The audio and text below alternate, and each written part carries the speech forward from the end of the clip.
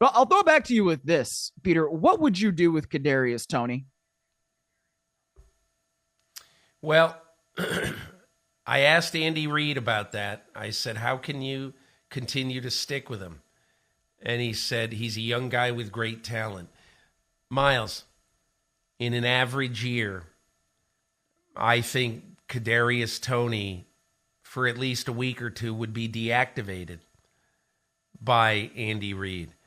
But you tell me, what other receiver on this team can stretch the field and sort of put the fear in defenses? There really isn't one. This is a 4.39 40 guy. And right now, today, with a bunch of other mediocre weapons at wide receiver, this is still a guy who, if he can simply stop making these big errors, could be a really vital piece. I get it. I have had enough of Kadarius Toney. I would try to win. Isaiah Pacheco probably comes back this week for the last 3 weeks of this year. I just try to run the crap out of the ball. That's what I would do. But Andy Reid understands that at some point you're going to need deep speed. He's the only guy they got. So I think that is what they're going to do. As for what I would do, he'd be deactivated this week at the very least.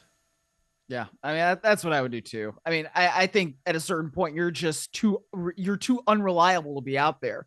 You know, if Mahomes can't trust you to catch the ball and he can't even trust you to line up in the right spot, I mean, what?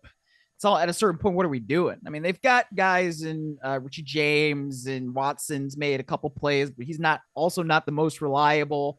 You know, Justin Ross may be coming back, may not be. We'll see what they can do with Nicole Hardman at some point. But it's just, and Sky Moore goes to IR now with knee swelling. So it's tough. You don't have that many options. I wonder if with Pacheco coming back, if Clyde Edwards-Helaire maybe starts becoming more like a Christian McCaffrey and he plays in the slot. Because, hey, he made a darn good leaping catch in the end zone. And so, hey, if you've got hands, right, somebody's got to be out there. I totally agree.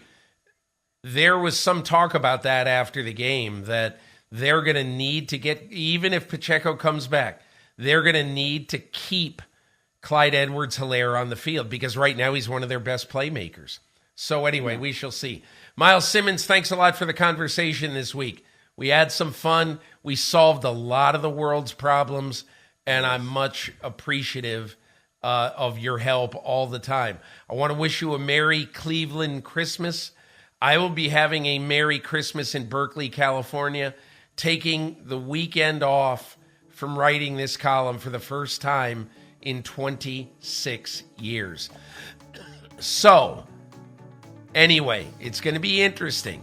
I wonder if I'll get pangs of withdrawal. I don't know. But we will see you right back here for the podcast again next week. Enjoy Christmas, and everybody out there, please enjoy your holidays. Watch some football. Have some fun. RELAX. Relax. Enjoy your families. Thanks a lot for joining us on the Peter King Podcast.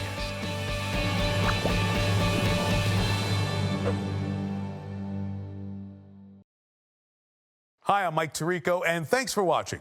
Make sure to hit subscribe for the latest news and highlights from NBC Sports.